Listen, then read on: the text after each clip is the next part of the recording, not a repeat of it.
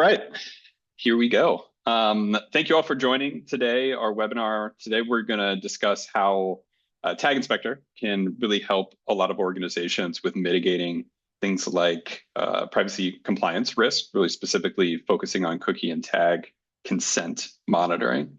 Who I am presenting for you today, my name is Lucas. I am our head of global privacy strategy at InfoTrust. So very involved with helping organizations really at the intersection of technologies, compliance, as well as data strategy. So how to best compliantly collect information to be used for activation types of use cases. Now, let me start just by saying as a thank you to everybody for joining here today. We're going to walk through a lot of the functionality within Tag Inspector, as well as just what you should be focused on as it relates to compliance collection of data and how you can stand up that architecture. But again, as a thank you, one of my colleagues is going to drop in the chat a link where you can register for one of the new reports that we're starting to kind of work on for compliance risk for one of your websites. So you'll get one of those compliance risk reports by filling out that form. And then, of course, at the end, we'll also have a poll where we can set up some time to talk a little bit further. But with that, thank you all very much. That is who I am. And also today, I'd be remiss to not mention, since tomorrow is Valentine's Day, I get to kind of play Cupid here and hopefully get you to fall in love with the solution. Now, quick note, because we are talking about a compliance topic, disclaimer, information is educational in nature. We might talk about some of the different regulations and some of the compliance requirements, but this is not legal advice. Ultimately, any of those decisions should be made with you and your legal counsel. So why are we talking about this topic? Why is it important to be focused on privacy compliance here in 2025? Well, to start, when thinking about data collection via tags, pixels, cookies on your website, most websites have a good amount of those different touch points and those different platforms that are collecting personal data. So a lot of data being collected from the website and a lot of risk involved with that. An enforcement kind of sweep or an enforcement investigation conducted middle part of last year by the Bavarian Data Protection Authority, so in Germany, found that 33% of websites evaluated were non-compliant in their cookie and tag consent experience and processes. Now, for any of you working in a global organization with German business units, you'll know that they are typically very on top of all things privacy and compliance and consent. So that 33% number in that region is very conservative when thinking about the rest of the world and many other locations. So there's likely some level of risk involved with any website's architecture. Now, at the same time, we're also seeing a huge uptick in the amount of enforcement focus, as well as, especially in the United States, private litigation and complaints around potential unlawful collection of personal information. And what this translates into is administrative fines. As you can see, there are almost 400 million in Europe, GDPR administrative penalties related to unlawful collection of data. But then also, as mentioned, especially in the United States, those private rights of action and private legal actions being brought against organizations. And these are flooding the industry. Now, at the same time, while these risks and consequences really start to compound, folks in the privacy office, folks on the privacy team are dealing with a lot. The average organization has almost 5,000 privacy requests that were processed last year, and 80% of privacy professionals are starting to have to take on additional roles and responsibilities within their job. So if you haven't recently, give your privacy officer a hug. But at the same time, we need to start thinking about how can we go about this process of being able to automate monitoring, automate compliance risk identification, and be proactive in our posture to ensure compliant data collection. And that data is super valuable. Those kind of two statistics there at the bottom, it's projected that for an average organization, average enterprise, over 3% of their revenue is going to be invested in AI initiatives. Now, AI runs on and is trained on a lot of that personal information, personal data that's being collected from your websites. So in the event of unlawful collection, that is unlawful processing. And in the event of any kind of a legal action, a result very well could be the requirement to delete that data, as well as work product derived from that data. So just lighting on fire that 3% of revenue invested into that area as a result of non-compliant data collection architecture. And obviously that data is also used for many, many, many advertising initiatives, with the investments in that area continuing to be on the rise. So it's super important to be focusing and thinking about compliant data collection and privacy principles and practices across all of your digital properties. Now, when we think about compliance and we think about a privacy program, there's obviously a lot of different components that are vying for focus, with cookie tag compliance being just one area, and that monitoring of that architecture just being one subset of that one area. So why is it that we're wanting to really focus in here in order to be able to make a big difference for risk mitigation? Well,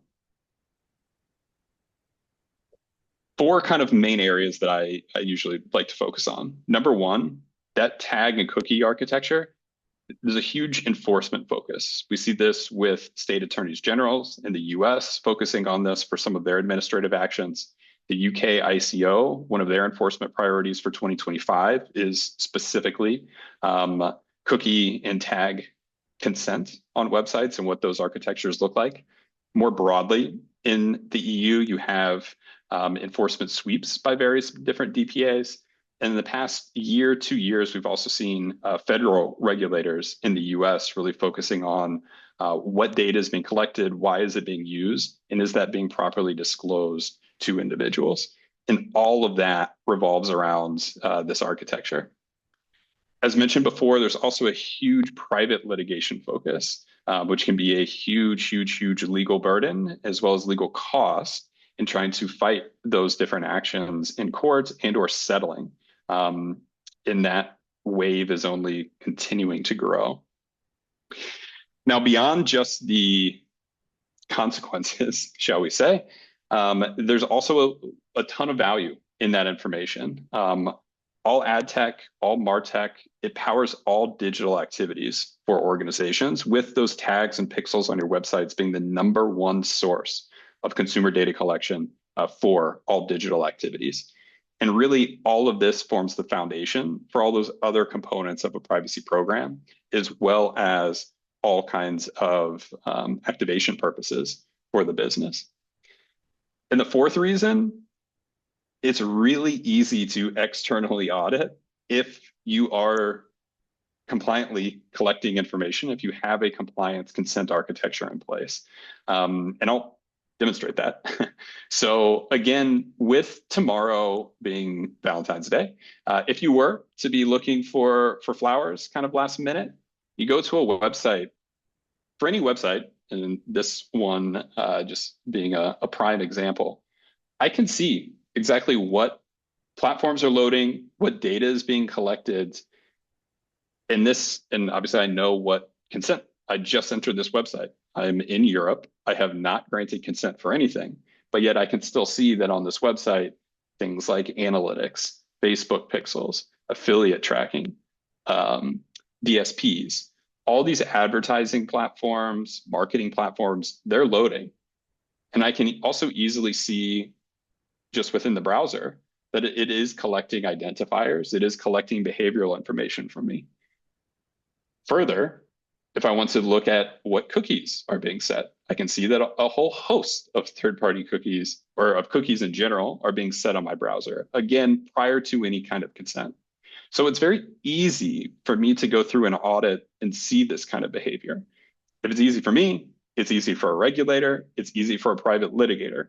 All they have to do is go through, take a screenshot here, and you've got a complaint. I could take a screenshot here, send it to my DPA here in Spain, and off they go with a complaint. So when we think about tag, cookie consent, that architecture, we think about compliance risk. Risk is basically an evaluation of how likely is it that an infraction can occur and can be identified, as well as what is the kind of aggregate amount of consequences in the event that that does happen. Well, as we just established, it's super easy for this to be identified. And at the same time, consequences, deletion of data, administrative penalties, legal cost in fighting any private legal actions is very high. So this becomes the low-hanging fruit as it relates to any kind of privacy compliance focus for an organization. And that's why I personally am very passionate about making sure that websites and organizations have this set up really well. Now, in order to kind of do that or manage this, how I like to really start discussions with organizations that I'm working with is to get a baseline level of where they stand in terms of maturity with this process. And I'm going to open a poll just to get your all's take on where it is that you feel like you stand in your level of maturity for tag and cookie consent. And what I like to use here is the IAPP, Privacy Program Maturity Model. And so ad hoc is there's no process really in place. Repeatable, there is a process in place, but it is not documented. It is not holistic. It's just people know what they're doing. Defined, we have a defined, documented policy in place. We're working it, but it is not monitored or reviewed on any regular basis. Managed, policy in place. It is being, as well as the controls and the actual architecture and how well it's being adhered to, is being reviewed on a regular basis.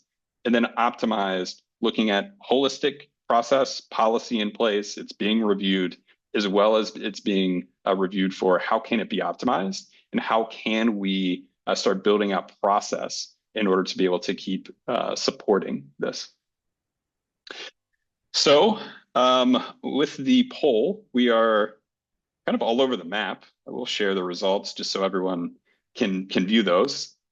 We're everywhere, which is very typical. Most of organizations, when I start talking with them, are in that repeatable area where, yeah, we know that we need some requirements. We have a cookie banner in place on the website, but there is no true documented policy for what platforms are allowed to load under which conditions that is then worked off of for ongoing management. So the question then becomes, well, how do we mature? What can we do in order to improve? And that's where Tag Inspector really comes in. Thinking about what it is that you can do and how we can build up that maturity on our way to a sound compliance architecture. Now, the first stage, really when thinking about tag cookie consent and the architecture, as well as compliance, is doing an audit. Like, we have to understand what platforms are collecting personal data, what compliance risks are there, and then how are the platforms that are in use today behaving with respect to user consent. Especially if we're in that repeatable stage, some things might be configured properly. Many things probably are configured properly. The challenge there is there's inconsistencies across websites. There are gaps in when something new gets added or when a new instance of something gets added, because there is no real documentation in place to be able to follow. So when we're thinking about an audit, what we're trying to understand in our requirements, we need full visibility into all of the platforms that are loading, as well as the data that's being collected by each. I need a view across my entire website ecosystem, regardless of if I have one site or 1,000 websites. I need to be able to understand what is the behavior for each of those platforms for any consent condition that could be available or a user could be going through on my site. And I need to then document what compliance risks are present and what controls should be in place as we're starting to build up that documented policy. So the outcome of an audit, we're really thinking about full documentation of what is our current point in time tag and cookie behavior, documentation of what is our current consent architecture, what options are available to individuals, and how are those platforms behaving with respect to each consent condition. I need to understand what privacy compliance risks are present given the platforms in use, as well as that consent behavior. And then at the end of this audit, I should have a documented policy explaining what platforms we're aware of have been reviewed, as well as what categories and what consent conditions they're allowed to be loading within. And I also need to have, once I have that policy defined, a list and details in order to be able to fix and remediate any current issues that are there on the website. So for this audit stage, let's take a look at exactly how we leverage Tag Inspector in order to be able to help with this. So first, when we're thinking about websites, Tag Inspector can support any number of websites that need to be reviewed, audited, and monitored on an ongoing basis. So I can see here, we have a few in this demo environment, Tag Inspector websites, InfoTrust websites, as well as each of those configured for different regions so that we can test and audit the policy for Europe versus California versus Virginia. Now, when adding any sites in Tag Inspector, we have a host of different options that are available. We can put in the domain, we can scan from different regions and different locations, most places across the globe. But for Europe, for example, we could choose to scan from France. In the US, I could choose to scan from California. Typically, for most organizations, in what we recommend here is following the region based upon where that site is focused towards, obviously, as well as how you have your CMP set up for any kind of geofencing for the consent experience. Now, the reason for that is as soon as I add a website within Tag Inspector, it's then going to be available for me, obviously here. But what the platform does is it will automatically visit that website from the location selected, and any consent conditions that are available for the user, it's going to then kick off scans simulating those different consent conditions. So at the kind of micro level, what I'll ultimately have is a scan report for that website for each consent condition from that location. So in this case, looking at a scan report of our InfoTrust website, scan run from California, and simulating a user that has enabled global privacy control. So universal opt-out mechanism that must be respected for the state of California.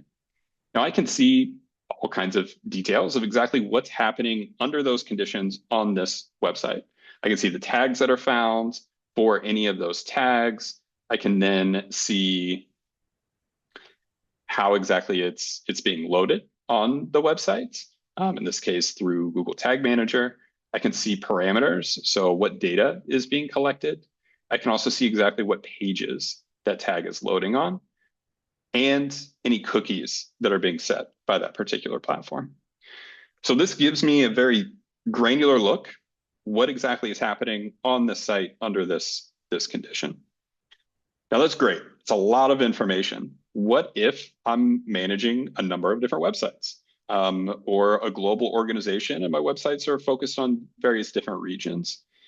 Well, in that site's onboarding, we can add all of those. We have all the data from the scans that are being run. And then within the platform, we aggregate that at a higher summary level. So what I'm looking at here is a summary look of an inventory of all of the unique platforms that are loading across my entire website estate. So I can see the list of what the unique platforms are, some default categorizations, the number of websites that each one is loading on, as well as the number of websites where it's not loading on.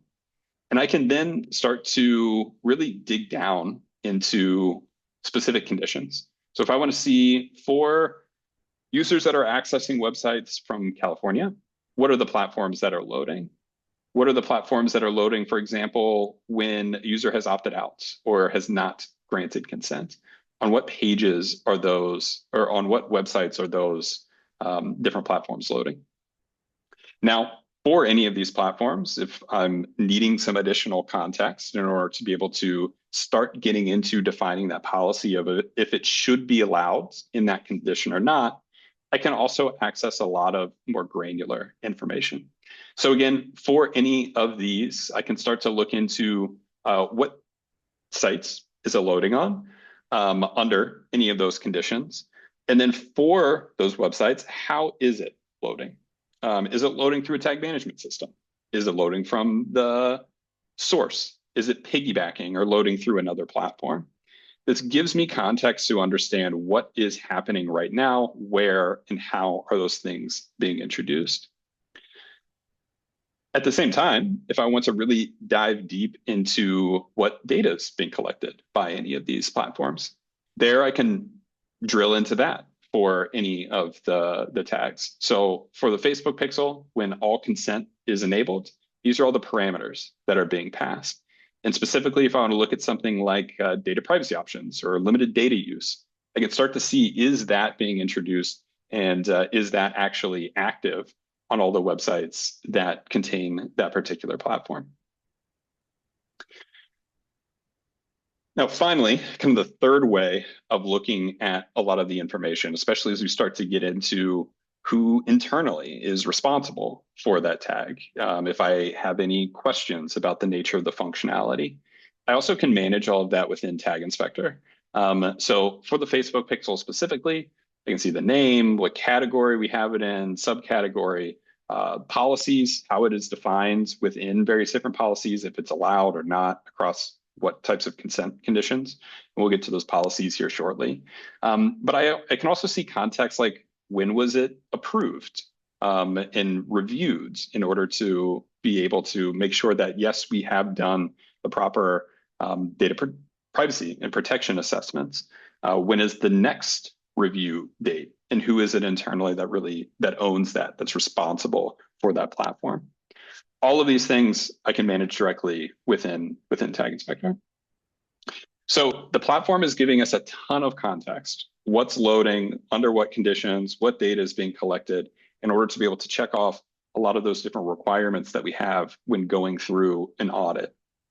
Now, for organizing that information, many different ways, obviously, to be able to do that. Wanted to just provide an example as a part of some of our managed solutions and managed services, how we walk through this with organizations to kind of spark some ideas. So using all that information and that context from the platform, we can then start to walk through and understand, okay, what is the nature of the inherent risk that we have?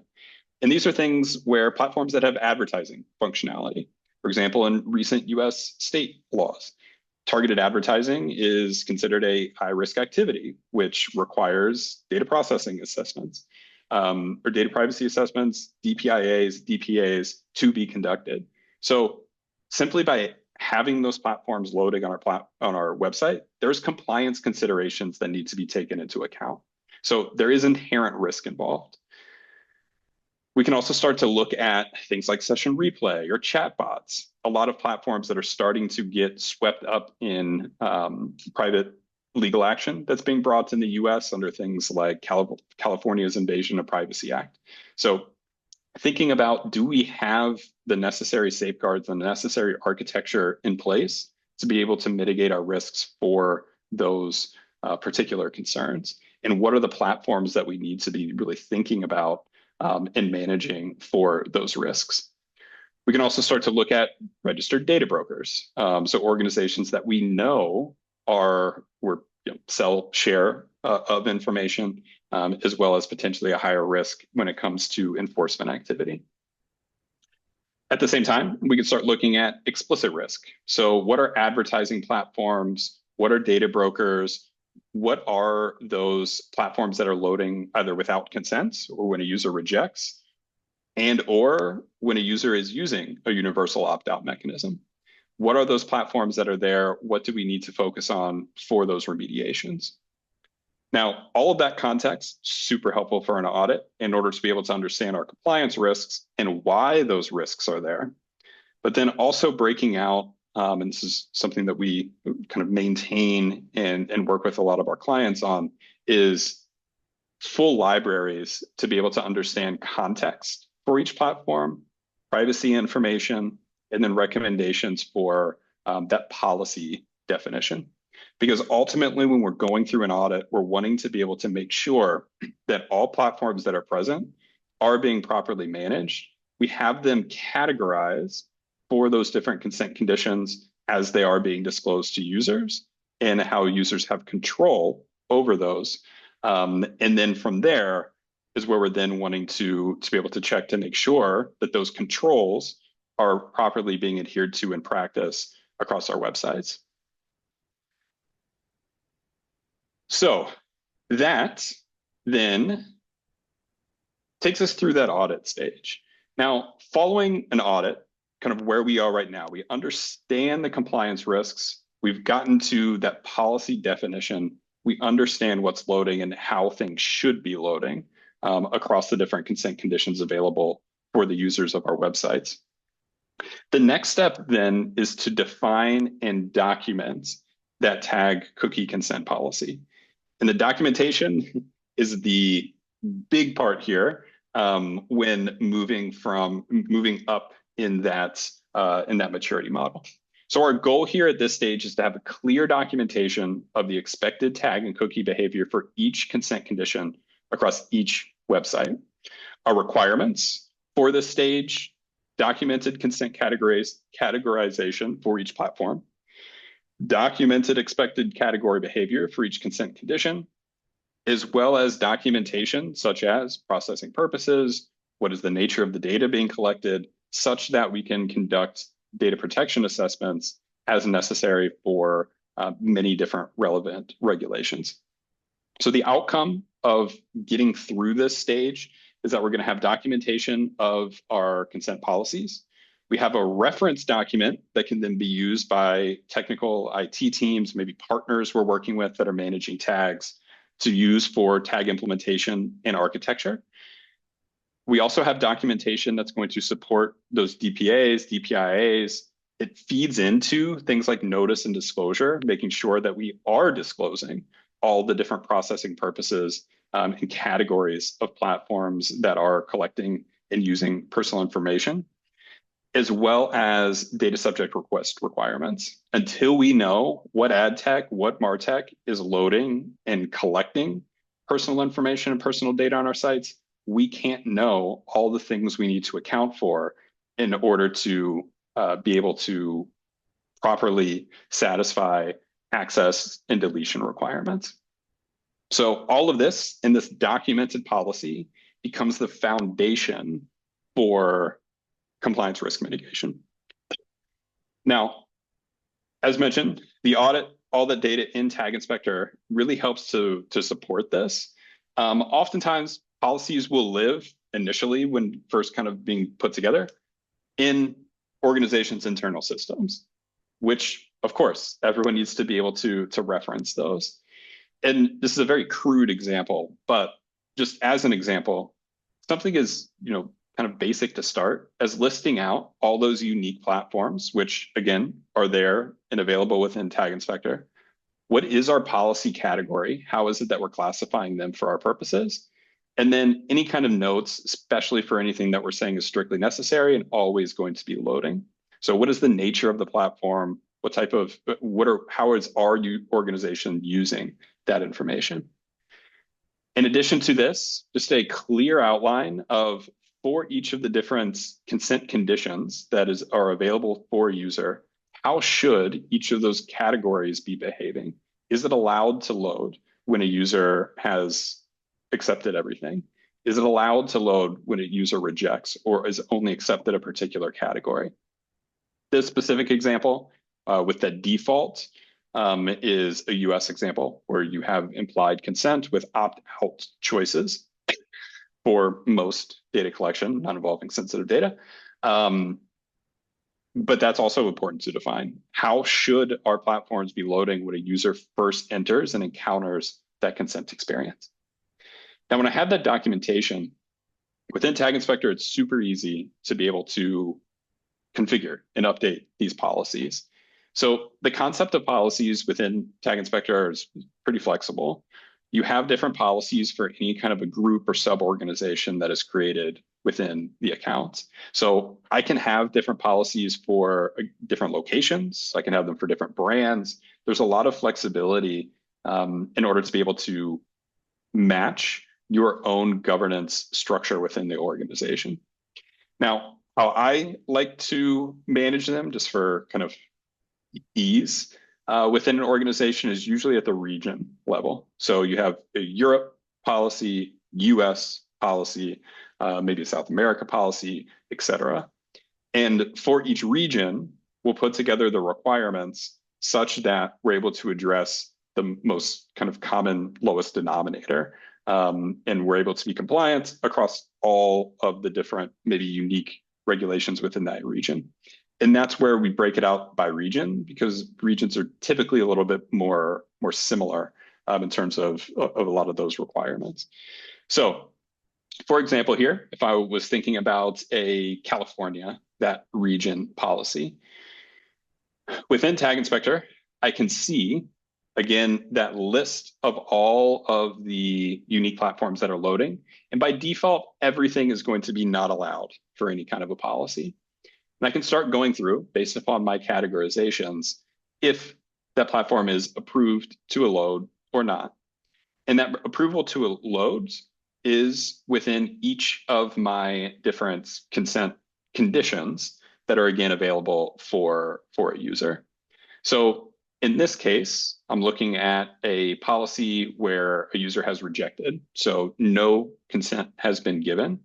These are the platforms that are allowed to load under those conditions due to the absence of cookies, not processing personal data, and or using it for a purpose that is absolutely necessary for functioning of the website, and or fraud types of prevention. Meanwhile, down below, I can see what are the tags that are not allowed to be loading. And I can do that for that policy configuration. So I have it documented in the platform, as well as the platform can now begin to automatically test against those requirements as defined there. And that is what then gets us into the monitoring stage. So if we think about it, where we are right now, we have a documented policy. We have an audit that outlines all of our risks. And we're able to then, with that documented policy, have a reference for technical teams to be able to use, as well as a reference for us to be able to do an analysis, a gap analysis. What does our architecture look like now? And what is not aligned to that policy or in violation of that policy? So we're at the defined stage right now of that maturity model. And so how do I get from defined to manage? Well, that's where regular controls, testing of those controls that are in place, testing of the policy to be able to make sure that that which is outlined in principle is in fact in place in practice. And so that's where I'm going to start monitoring for proactive risk mitigation.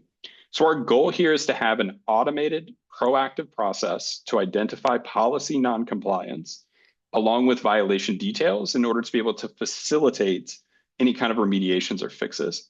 So my requirements here, I need to automate scanning and that audit process across the entire website environment. I need this to happen on a regular cadence, and I need a clear view of what violations are, where they're happening, how those platforms are happening, so that I have the details necessary for remediations to occur. So some outcomes of monitoring We, again, really need that proactive process for policy violations. We need a workflow or the data to be available to be able to put into a workflow for efficient remediation of any kind of violations. And one thing that's also critical here, when I have this monitoring process in place, I also have documentation for a defensible position in the event of any kind of legal or enforcement action. There's a lot of organizations that have referenced tag inspector reports to be able to point to and say, hey, you're saying in this complaint that Facebook pixels are loading when a user has opted out or when a user is using a GPC. I test this every month, and this is my audit trail to be able to show that that is not happening in that testing. So it can be super helpful in order to be able to have that audit trail that shows not only, yes, I have a policy, but I'm also testing against that policy. And my tests are showing that my architecture is in fact working as I'm expecting it to be. So what does this look like in Tag Inspector? So again, I have my policy defined, and within that process, I'm able to approve, not approve any of those different platforms. Well, for any that are not approved, and this dynamically updates. So for any new scans that are run, which by default in Tag Inspector, these tests and these scans and audits are run on a monthly basis. So we're able to have updated results every single month to be able to have that consistent proactive view. But for any of those not allowed tags, I'm able to see, for example, in this example, for California, when a user has rejected or has not consented, I see that DoubleClick Floodlight, which I know to be an advertising platform, is loading on one of those websites. Well, I can see details for how it's loading on that website. How is it being introduced? It's loading on 100% of pages, and it's loading through the tag management system. So I now have the necessary kind of reference point to be able to move forwards with that remediation action. I know I need to get in touch with the team that manages my tag management system for this website and say, we need to update the consent conditions for DoubleClick Floodlight such that it no longer loads when a user has rejected consent. And if I need to really dive in deeper here, I can go to that individual scan report for that website. If we remember back to the beginning, when we first looked at a scan report, I have all the details. I have what website was scans, the fact that it was scans when no consent was enabled, so a user has rejected. It's that California one. And I can then see in my tag details specifically what pages or how that tag is loading, parameters, as well as what pages that's on.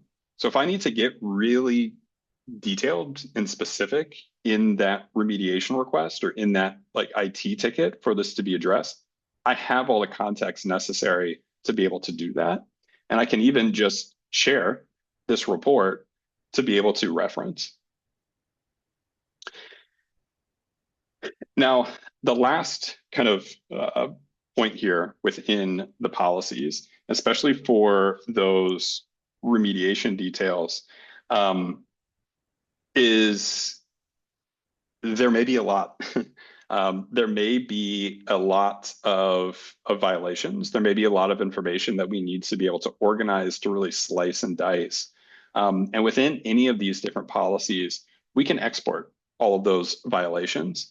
There's also APIs available to be able to pull out that information for automated processes to be able to, again, get you all of the context as to exactly what platforms are violating your policy, in what ways that policy is being violated, the proportion of pages that violation is occurring on, as well as those links to the individual reports necessary for remediation.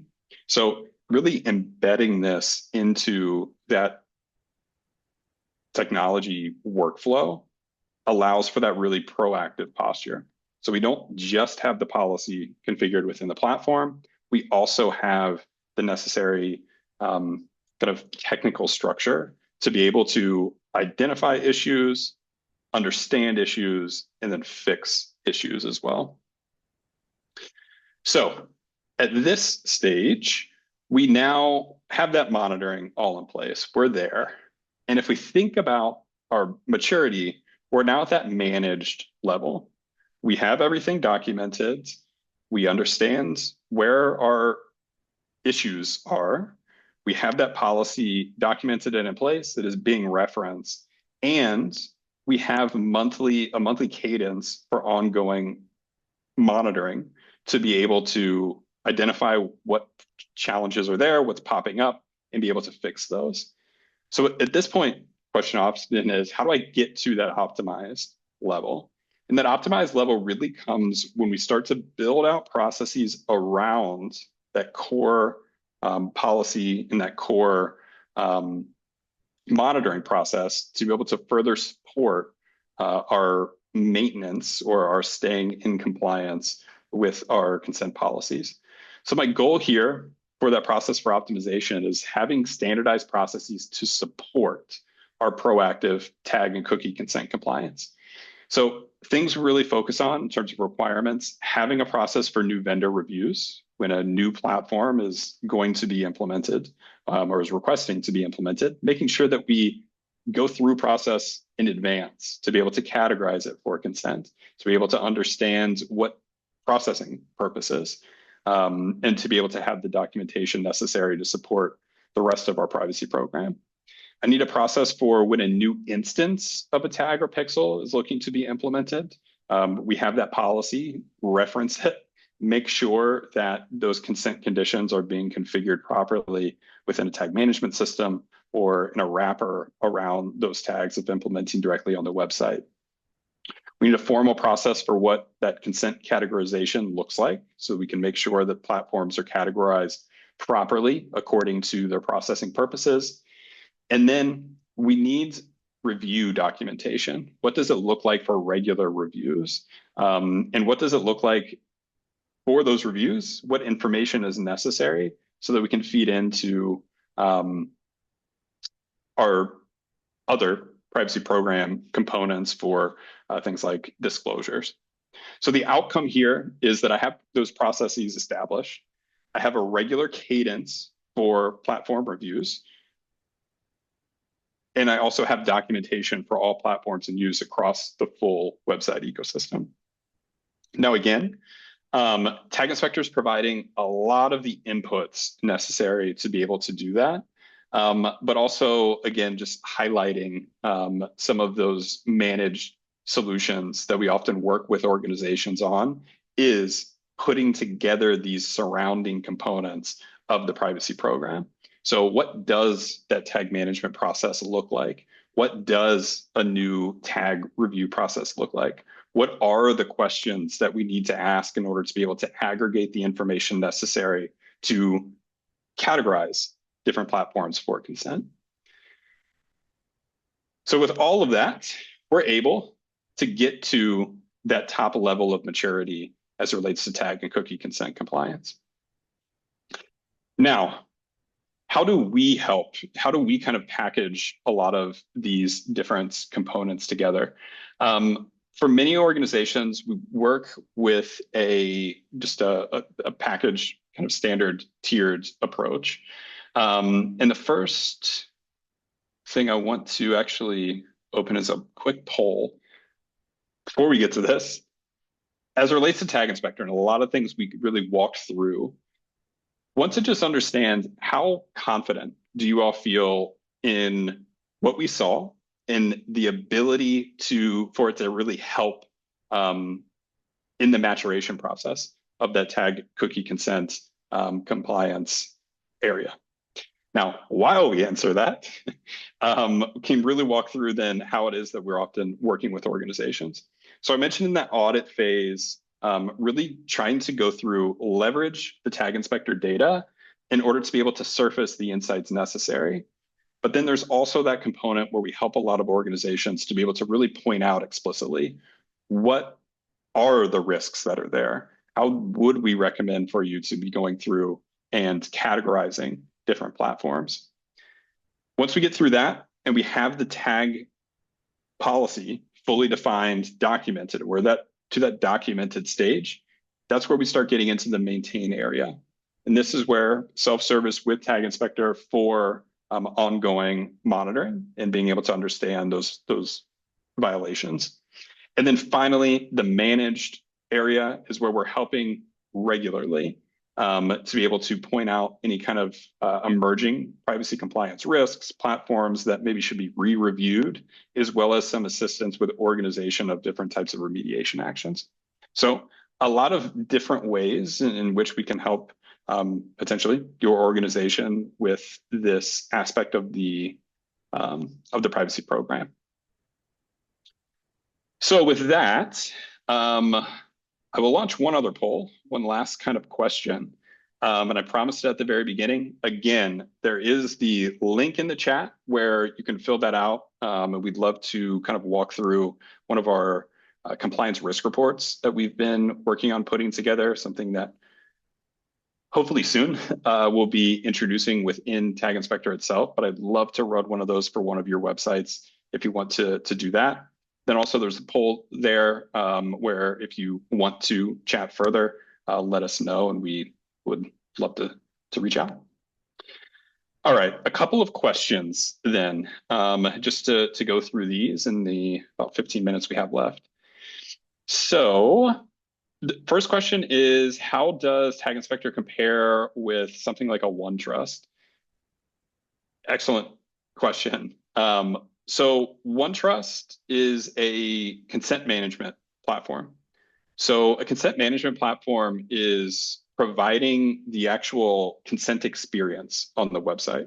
So it's allowing users to select what their consent preferences are, as well as recording those records of consent, which is necessary for consent to be valid for processing kind of down the line. That is absolutely necessary to have on the website and to be using. We recommend OneTrust often. We also work with other consent management platforms. Tag Inspector works as a complement to a CMP. A CMP does have some regular scanning that it performs within the platform, but that scanning, the purpose for that is to be able to help populate disclosures and populate privacy preference centers. They don't, frankly, do a very good job of making information understandable as to what are the actual platforms that are there. It's oftentimes just going to be network requests and the cookies that are being stored on a browser. So it doesn't help so much with full definition of the policy to embed that within the privacy program. And it's also not performing any kind of monitoring to be able to make sure that not only is the CMP there, but it is also all of your tags are configured to be properly reading from or respecting the consent indications as signaled by the CMP. So really complementary systems to use within the cookie tag consent process. Second question, piggyback loading. What does that mean? Piggyback loading is when one tag injects the code for another tag. So oftentimes that leads to not having visibility into what platforms are all loading. So think about it, typically is happening with advertising platforms, and traditionally it happens for purposes of cookie matching. So you might have, say, your DSP that is loading, and then that will piggyback or inject or load in 10 other platforms, other DSPs, ad exchanges, and it's sharing essentially both a cookie identifier across those different platforms, as well as context of the pages that are being seen. So piggybacking is a huge risk because it's a blind spot for many organizations, unless you're doing any kind of technical monitoring to be able to identify that behavior is happening. So piggybacking is a tag that loads through another tag. Loading through a tag management system is a tag that loads directly from a tag management system. And then loading from the source of a page is loading from the page source itself, directly from the page.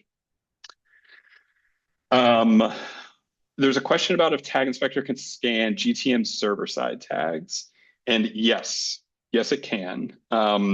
It does require a bit of an additional configuration whereby you do need to essentially define your server-side container within Tag Inspector. But once that is done, any server-side configuration can be applied to any scans run, and we'd be able to report on what are the tags that are loading from that server-side instance. Support for that is currently limited to server-side Google Tag Manager, but for any organizations using server-side GTM, you can get additional full visibility into those tags loading from that platform. There's a question about one of the tools that I use when looking at the website in the very beginning, just to illustrate how easy it is to identify what platforms are loading on a website. That tool is Tag Explorer, which is our extension. It's free. It's available in the Chrome Web Store. Just search for Tag Explorer. And that does give really good visibility into platforms that are loading on any page that you are currently on. It leverages some technology and cross-references with our library to be able to make sense of the raw network requests that you'd be able to see within the developer tools. So that can be a really good resource if you are just kind of looking page by page, or if you're like me and you're curious as to how different websites are performing with respect to consent. It can be really helpful. So yes, Tag Explorer. It is different from Tag Inspector, obviously. Both are tools. Tag Explorer, really helpful, single page. Tag Inspector, helping with all pages of a website, automation, as well as a much really deeper look with a lot more context for tags. So Tag Explorer, great reference. Tag Inspector, really necessary for broader auditing and monitoring.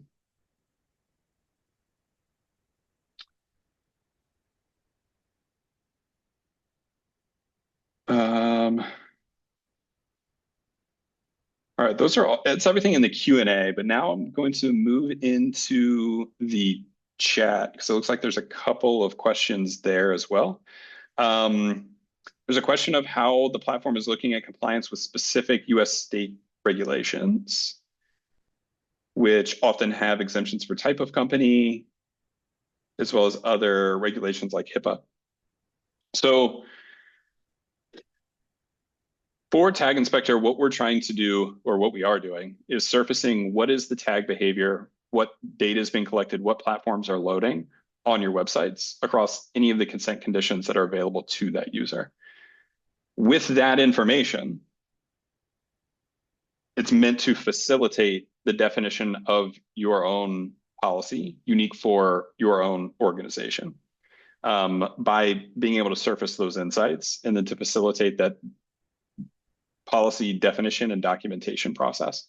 So as it relates to something like specific US state regulations, we are very happy to help walk through and discuss what are a lot of the different implications of those different regulations and how it impacts the different tags that are loading across your web estate. But ultimately, the policies in there it's meant to be flexible based upon the regulatory requirements for each organization.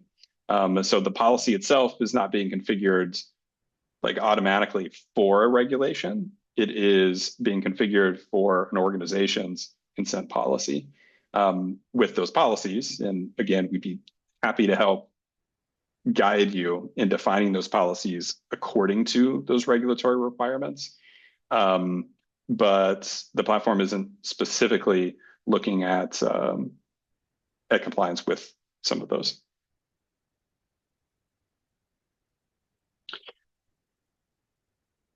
Wonderful.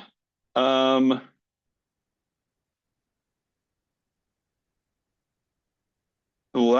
other question that just came in. What is the average fine for CCPA non-compliance? And is it 30 days to cure or 0 days to cure? Essentially, the question is it necessary to prevent those types of actions rather than to be more reactive. So for CCPA noncompliance, depends on the nature of the violation, but yes, between 2,500 and 5,000 per individual violation. Now, an individual violation could be an individual user record. So that kind of fine total for an administrative fine can get very, very large. The most common reference that people point to is the Sephora instance 2 years ago at this stage, where they're found to be in violation of CCPA because they were not respecting universal opt-out mechanisms, specifically global privacy control. And that administrative fine was $1.5 million. The thing that is super important here is administrative penalties are just one thing. If we're worried about CCPA, that means we're doing business in the state of California.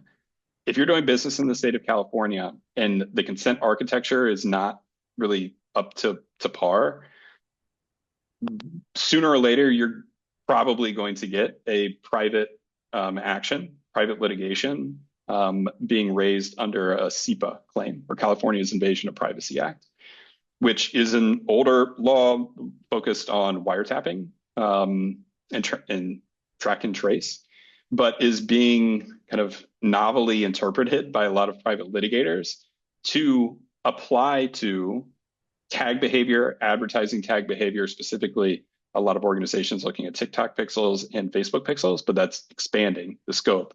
And the case law on that is not very well settled. And so it's not the administrative penalties, it's the legal costs that go into defending against those types of things that really start to add up. In addition to additional administrative penalties for state level regulation noncompliance, also can extend to limitations on data usage and requirements to delete data that has not compliantly been collected. So one kind of good example from last year wasn't state level, but again, still in the United States. There were a few more healthcare focused organizations that were found to be not compliantly collecting consumer information on their websites.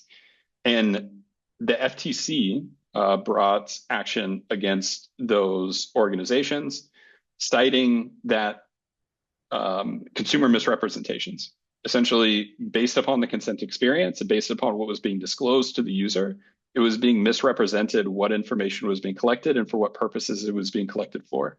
And all of that was due to misconfiguration of the actual consent architecture for when those tags would load with respect to user choice.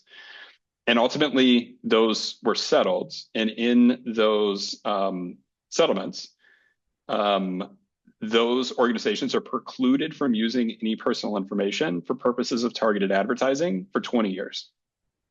So that's a huge change to the ways in which just advertising strategy, marketing strategy, and they're having to do a complete shift in a lot of those strategies based upon some of those administrative penalties.